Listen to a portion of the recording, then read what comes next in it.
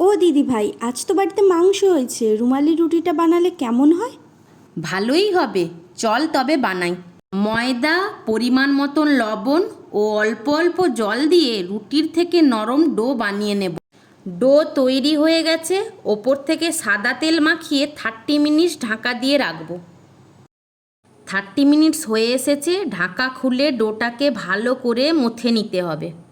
ভালোভাবে মোথা হয়ে গেছে, এবার আমায় দাও। অর্ধেক ডো নিয়ে চাকতির মধ্যে রেখে লম্বা রোল করে ছুরি দিয়ে লুচির থেকে একটু বড় সাইজের লেচি কেটে হাতের সাহায্যে গোল করে নেব। হাতে অল্প সাদা তেল নিয়ে ওপর থেকে মাখিয়ে দেব যাতে লেচিগুলো নরম থাকে।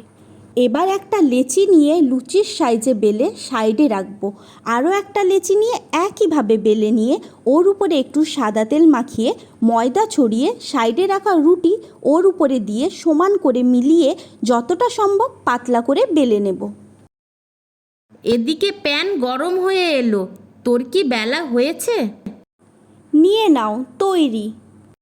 গরম প্যানে রুটিটা দিয়ে এপিঠ ওপিঠ সেঁকতে হবে। ফুলে উঠলে নামিয়ে আলতো হাতে খুলে নিলে তৈরি রুমালি রুটি।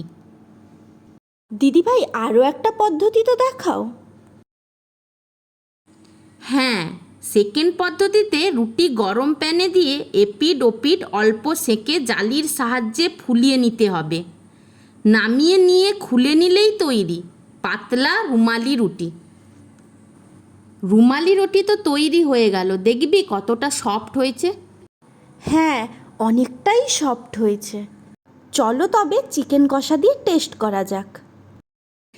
এবার শুধু খাই আর খাই।